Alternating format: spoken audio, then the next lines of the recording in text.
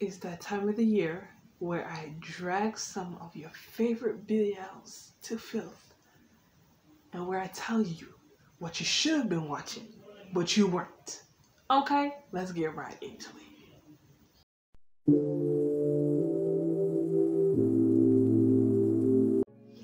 Now, opposed to how other channels do this, I'm gonna do it my way. One, because I'm mad lazy to film this all in one sitting, and two, because it's gonna be a lot and I don't want a really long video and you want to skip a bunch. You feel me? I just want to get straight to the point, give you the synopsis, give you my thoughts, and give you my rating, right? So the first video, which is this one that you're gonna see now, is the best BLs of 2023. Now, I found myself enjoying more K-BLs and Japanese BLs and Taiwanese BLs than I found myself loving Thai BLs. Maybe it's because I'm no longer just interested in Thai BLs, but I've branched, and it really takes a lot for a Thai BL to interest me because, once again, Thai is like predominantly in this genre, right? Although it's niche in Thailand, right? So I found myself branching everywhere else, and I've noticed that a lot of other countries, Asian countries at that, have a lot of maybe a little bit better BLs, okay? So I found myself, you know, going around, okay? But I did come up with a small list of BLs that I truly enjoyed. And when I mean truly enjoyed, that means I sat through it every single week with joy, with excitement, and I wanted to know the tea, the spills, the everything.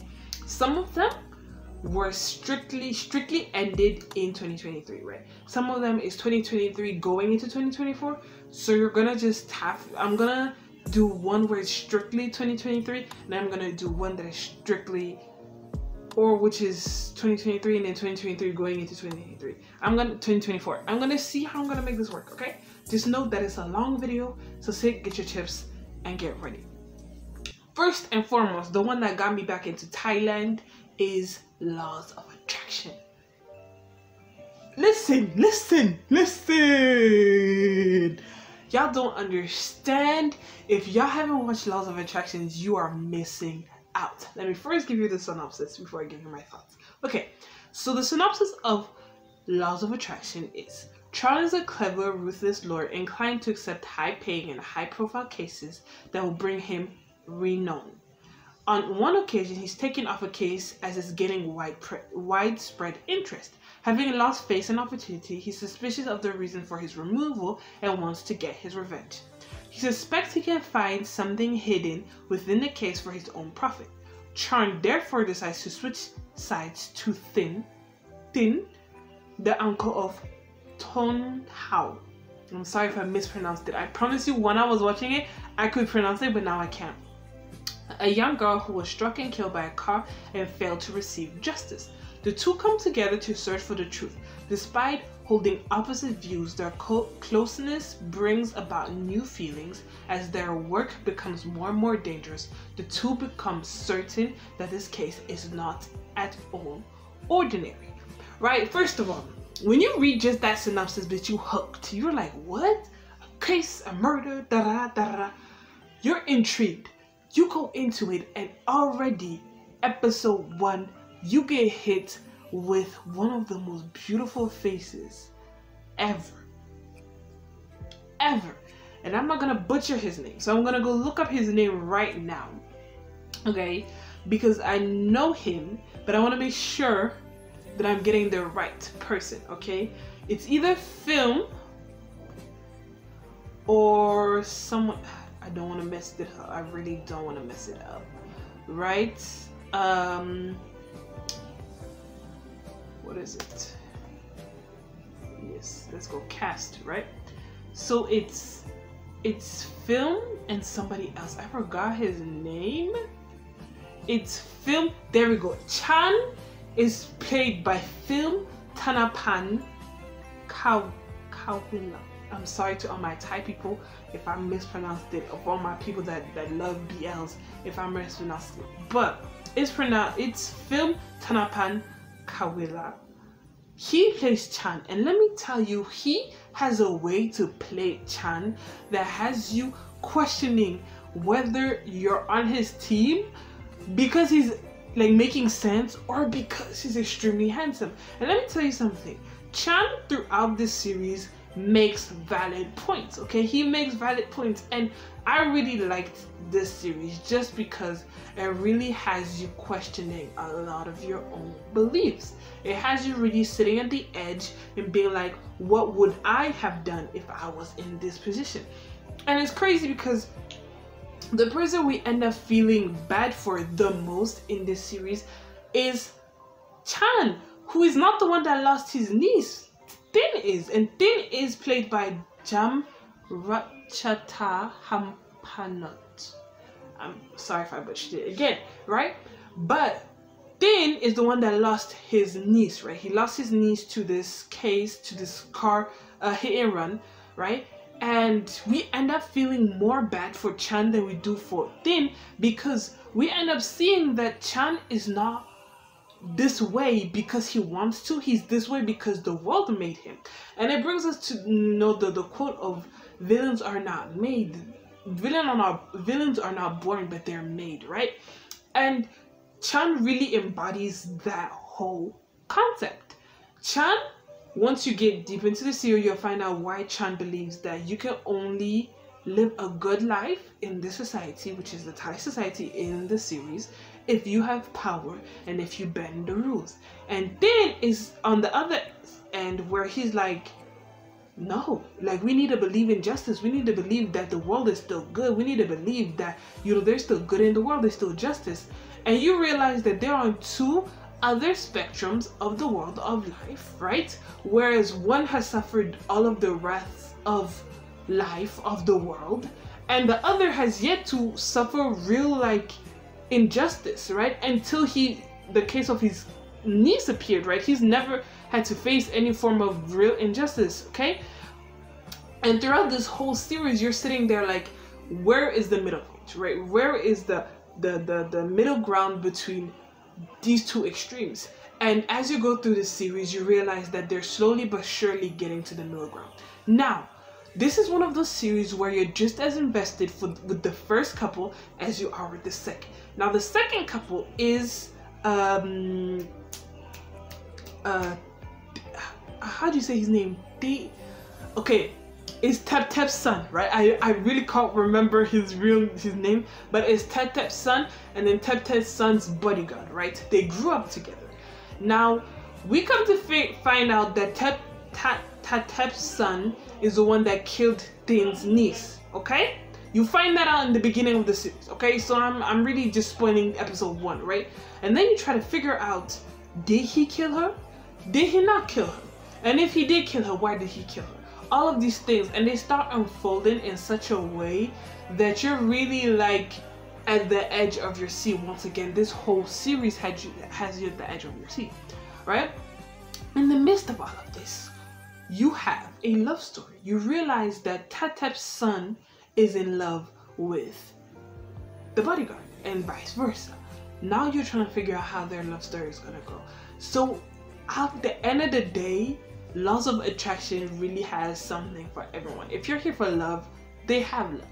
If you're here for action, thriller, murder, mystery, it's there. If you're there for just specific cast members, it is there. And let me add a little bit. Sylvia, the one that I react to on this channel, she's in this series, right? Laws of Attraction was just a 10 out of 10. It really shocked me that not that many people talked about Laws of Attraction because it was really, really good. But it is a mature themed series, and not a lot of people like that. A lot of people want their, college love stories. They want their high school love stories, all those things. But to me, this was a 10 out of 10, like bomb, fire. Like I loved it. I loved every single thing. When it finished, I didn't know what to do in my life because it was just that good. It had me contemplating on so many things. It had me reviewing like life concept and life just in general.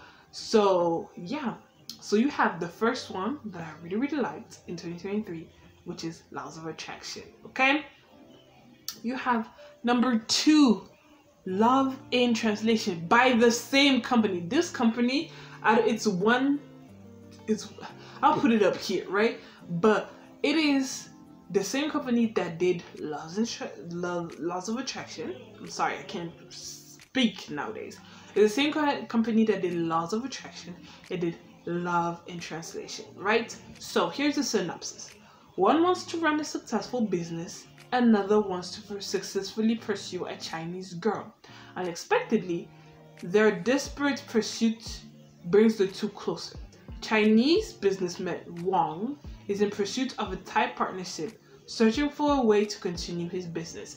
He meets Pum Chai. Yeah, I forgot how to say it. Who has it bad for a Chinese influencer, Tami. The way he said it, Pitami. Oh! Though they don't get on well, they need to call a truce for their own sake. Okay? This one is a little bit more on the love side. So all my lovebirds, come at the front row. This is for you. Love in translation is beautiful. You honestly see how organically and naturally these two people fall in love. I will say this and I'll forever say it. My favorite couple in Love in Translation are the male leads, Hyang and Pum Chai. Just because it was just natural. Yang needed a partner, Pum Chai needed a Chinese teacher. They found each other, they were locked in, they became friends. When they became friends, Yang realized he fell in love. And babes, what can you do when you realize you fall in love? You, one, either pursue it, or two, do everything for the person that you love to be happy. And that's what Yang did. And as he was doing this, Pum Chai started falling in love with him. And let me just tell you, when that man found out that he was in love, he was like, I'm gonna go tell him that I'm in love so that we can be in love together. And you know, it's just beautiful because it was a simple, it's like Kiseki did to me, which I'll talk about later, which is you like me, I like you, let's date. Done. Like there was no, my parents not gonna agree, this, that. No, it was straight to the point. Now, are there going to be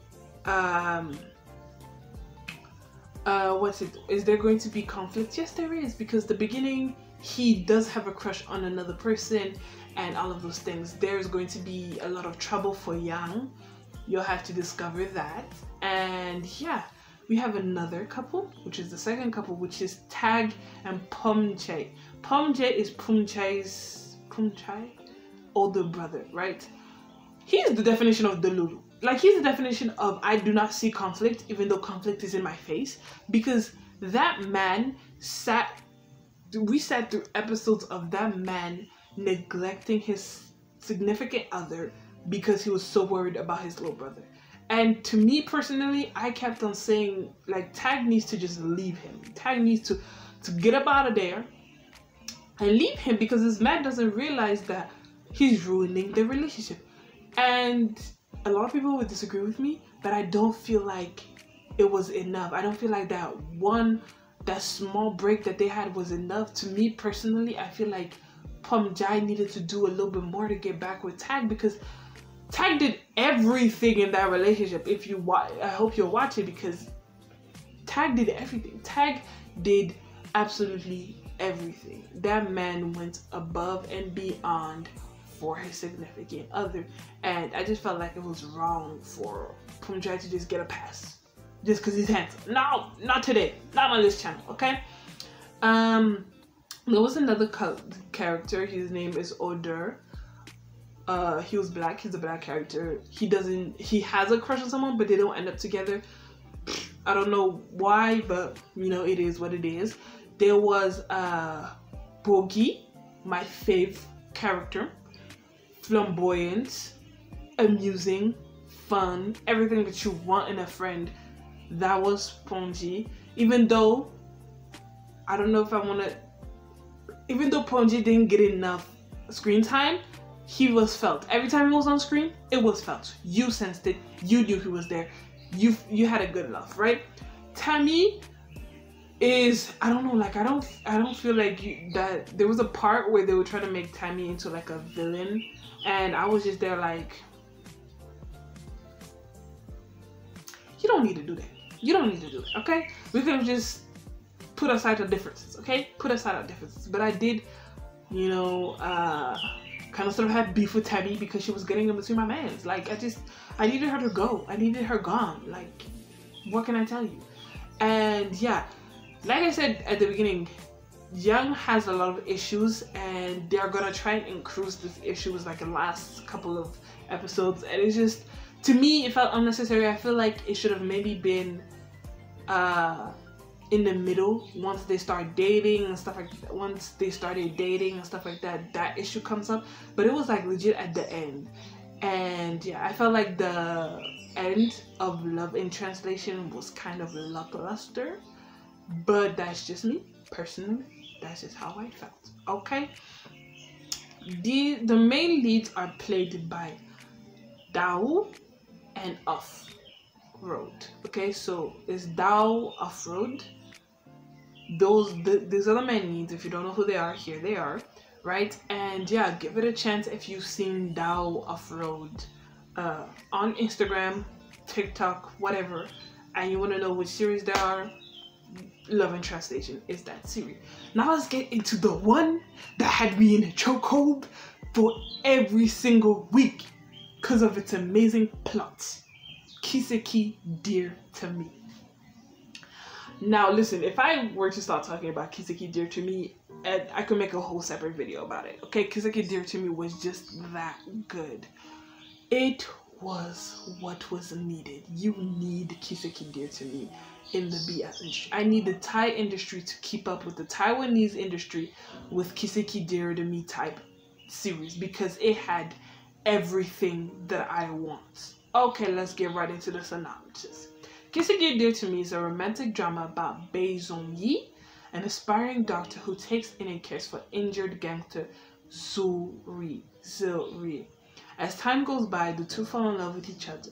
However, because of a gangster fight, Song-yi takes the rap for Se-ri and ends up in jail. The two reunite after 4 years and must confront their past mistake to rediscover their happiness. Let me just tell you something. This whole thing of him going to jail is like the last episodes, okay? So you got time, baby, to go through happiness and joy and love and everything before the final episodes, because the final episodes gonna kill you. They're going to hurt you so much. The synopsis doesn't mention it, but there's another couple called Cheng Yi and AD. I'll put them up here, right? Their story needs a whole separate ass story because it is just so empty in this series, okay? Because we focus more on Bae Zong-yi and Zil-ri that we don't get enough about Cheng Yi and Eddie, that a lot of people don't feel like they connected with them as much as I did. Because I connected, babes. I loved all of them. I still follow them on Instagram, okay?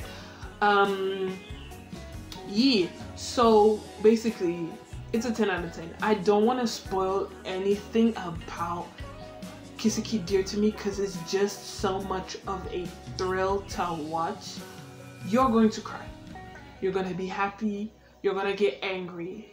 And you're going to feel hot. Okay? Because there are hot men in this series. Okay? You're going to see a lot of people from previous Taiwanese series. Okay? If you've watched History 3, Make Our Days Count. Make Our Days Count. All of the trauma responders from Make Our Days Count. You will see our couple here. You will see our couple from, what is it called? Oh my goodness, I forgot the name of this BL. It's a Taiwan Plus and Minus. You will see them. You will also see, who will we see as well? We will see the series with that guy that couldn't touch like metal or something like that because he'd get like sick or stuff like that. I'll put the name up if I can remember. You'll see that couple as well. You'll see so many people that you'll feel so nostalgic at the same time, right? So this series was just a 10 out of 10.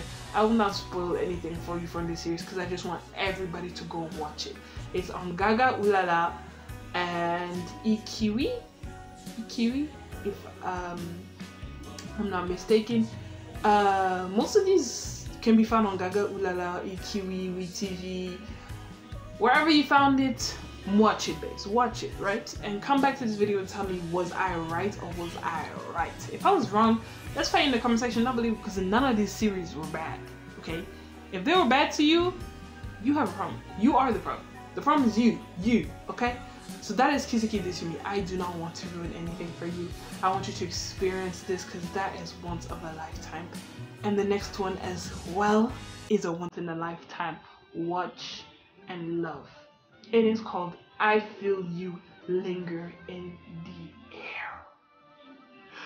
Now I know that anybody that was sharing this channel when this channel was being made knows that I've been on the lookout for I Feel You Linger in the Air, and it finally came out. And let me tell you, it is just as good as I thought it was going to be. It is this. It's about this. Okay, it's about this. Okay, it's about Jom is an architect responsible for renovating a historical house along Ping River. There he discovers a wooden chest packed with old drawings that look strangely familiar. The contents are intriguing. However, Jom doesn't have time to concern himself with them. He must take a trip back to Bangkok to see his love. For years, Jom has been counting the days till his boyfriend will return from his faraway studies, only to find him engaged to someone else. Oh, did I know what to? That man is called Piom, okay? The nigga that cheated on Jom is called Piom. Beef with that nigga. Heartbroken, Jom comes to a place of acceptance as he runs his car into the river. In the cold darkness, Jom catches the sweet scent of fresh frangipani flowers coming from the stream, and in the distance, he can make out a deep, gentle voice pronouncing clearly, Po Jom. Jom will find himself waking up in 1920s Chiang Mai. Now I think that frangipani flowers is the one that Kun Yai was always like doing. Anyways, I feel linger in the air. Expect cinematography. Expect love. Expect conversations that you are not ready to have with yourself. Expect the unexpected, okay? I know that episode 1 might get a lot of people discouraged, but get to episode 2, 4, 5, and 6, and I bet you, babes, you will not regret clicking on this series. Give it a chance. It is not extremely fast-paced, but it is accurately paced, right? Jom is played by Nongku, okay?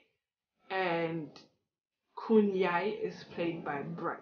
I don't know the rest of his name, but it's not the Bright from Brightwing. It's another Bright. Every time I see him on Instagram, I'm like, Kun Yai, Kun Yai. Kun Yai is the man that we all deserve.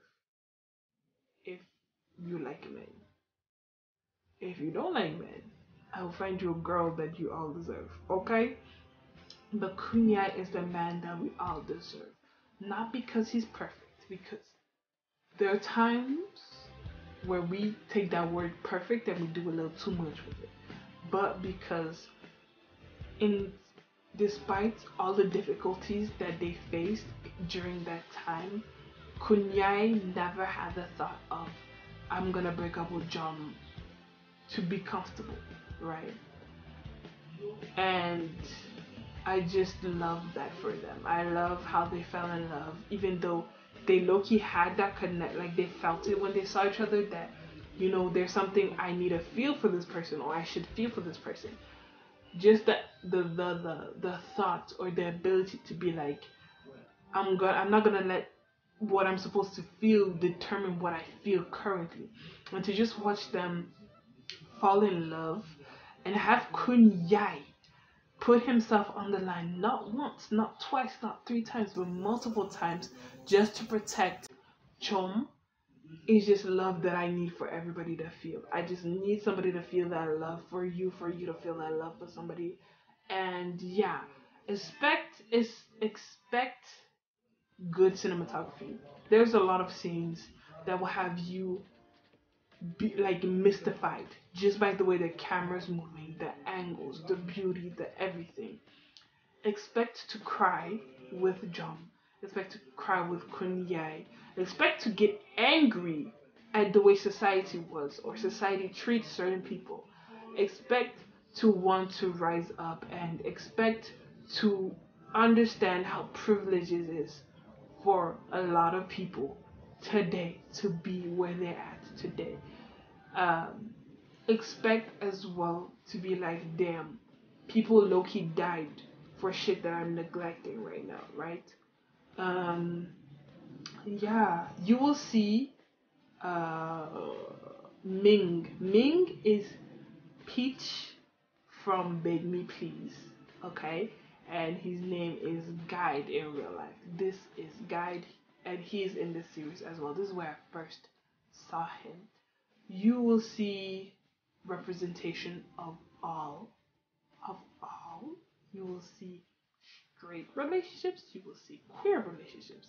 You will see father, mother and child relationships. You will see aunt and uh, niece in relationships. You will see abuse. Yes, you will see abuse. You will see physical assault, and you will see a lot of shit. You will see a lot of shit, and that's why I said you will acknowledge the privilege that we have as a society today.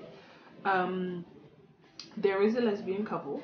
So for all of my lesbian girls, there is a lesbian couple, and honestly, their story breaks my heart. But at the same time, it's the era that that they lived in, and you know they did best with what they had. Okay, um, you'll be pissed at Kunyai's parents. Yep, you will be because you know I never understood parents that are willing to sacrifice their kids' happiness for a job, for a political party, for shit that don't even matter. It won't even matter in 3 to 4 years. Like you're in the government and Kanye already committed suicide. I mean, hypothetically, right? Hypothetically, your child already committed suicide because you refuse to let them be who they are. Now what? Now what? What do we do? For 10 marks, what do we do?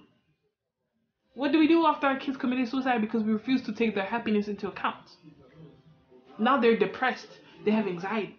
They have so much mental health like issues that you can't even deal with. Like, bro, that's I feel healing in the air. Like there is not a moment where you're just there like I'm bored. No, no. Even the NC scenes, which is um no non-children scenes, they're so beautiful. Like so beautiful. It's not like it's like, babes, am I intruding? Type of scenes. Oh my god. I feel the linger in the air is just one of those series that you gotta watch for you to understand why I'm hyping it up so much. It's fire. Okay, last one on this video because this video is long enough. It's long enough, girl. It's long enough. You've seen my face a little too much. Is Only Friends. Let's get it right into the synopsis. Mew, Ray, Boston, and Nam Chun, a group of business students running a hostel together, blur the lines between friendship and romance. Mew has been focusing on his studies, setting aside no time for sex and relationships. Period, as he wants to. To help them with their business design, Boston introduces the group to Top. Boston didn't anticipate Top's interest in Mew, and he isn't happy with the turn of events. Economics student San wants an exclusive relationship with Ray, but Ray has feelings for Mew, and he's not interested in settling. IT guy Nick finds a sex tape in Boston's phone and ends up in a friends with benefits relationship with him. However, Nick wants something more. Let me get you a rundown on who the characters are and who the actors that are playing these characters. Mew is played by Book. Top is played by Force. Ray is played by Kao Tang. Boston is played by Neo. Namjoon, I don't know who she's played by, but I have a picture. Okay, Sand is played by First, and Nick is played by Mark, the badminton player. Sorry, I just had to, because I've been watching like GMMTV Star Olympics things, and Mark is just hitting it. He's just killing it. Okay. Anyways, it's a good listen. I'm not saying that Onlyfriends is a bad series. It just ended with an ending that didn't give it justice at all. I hated how they treated Boston. Even though at the beginning he low-key deserved it. And I'm not gonna lie, he did deserve it. He did deserve it after what he did to Mew. But afterwards, I started looking at Mew a little bit differently because one, and I'm gonna spoil, so spoilers. Mew found out that Boston has somebody took an illegal sex tape of Boston, okay? Illegally, somebody has a video of Boston and them banging, right? Mew's thought process is, I'm gonna go and threaten him with releasing this P I'm gonna release this as revenge, right? I get it. He was angry. He did what angry people do. However, he never forgave Boston. Like, he did all this shit to Boston just to not forgive him. He forgave Top, and Top and Boston owed him the same amount of loyalty. I ain't gonna lie to you, they did. But he forgave Top, but he never forgave Boston. And everybody was just shaming Boston for not wanting to be monogamous. Well, he's not. No, Boston doesn't want to settle down, okay? He doesn't want to be with just one person, which is okay. Boston also is not a virgin, which is okay. But at the beginning, when you want to side with Mew, after a while, you start wanting to side with Mew and you want to side with everybody else. I get it that Top is a jerk, but at some point, Mew took it too far. It was like, okay, Mew, you don't want to be with Top, but you don't want anybody else to be with Top. What do you want? Ray, let's not even get started on Ray. Ray's the one that I really like. I don't know what the directors and filmers were doing, because Ray was doing so much better. He was at rock bottom. I'm not gonna lie, he was alcoholic, going to parties, not taking care of his life, all of those things. He finally decides to go to therapy. And in the last episodes, y'all just act like he doesn't need therapy anymore. I don't know, like, I was just so disappointed. I was like, so why was all this whole therapy talk being brought up at the beginning if we're never going to actually stick to it? The only story, really, honestly, that I really stuck with at some point was Boston and Nick. And let me give you an unpopular opinion that I will also include in another unpopular opinion video that I will bring at the beginning of the year. I feel like Onlyfriends would not have been as successful as it is if it wasn't for the actors within it. Because one is, Kao Tang knows how, I don't know if I'm saying his name right, but these actors know how to emulate the emotions that their characters were giving. I'm not gonna lie. Ray had me at times where I was like, Ray, you're a shitty person. But because it's Kao Tang, I'm gonna let it slide. But in real life, if it was just random ass people, half of y'all would not be cheering for Sen to be with Ray, for Mew to be with Top, for Boston to be with Nick. The only couple that made sense was Namjoon and April, because they barely got screen time. We don't even know how they came to be together. We just knew at some point they were together. And it makes me sick, because the potential for this story to be really good and hit the nail in the coffin kind of sort of dying down after like episode 10. Okay? Because the ending was just terrible. Everybody kind of sort of got like to kind of sort of like get closure and move on, except for Boston. Boston was treated like a terrible person, was treated like he didn't deserve an apology, which he did. He deserved an apology from you. He deserved an apology from Ray. And Chum is the only one that gave him an apology for accusing him of a crime that he didn't even mean. Let's not even get into the fact that y'all accused him of a crime. Y'all accused Boston of a crime.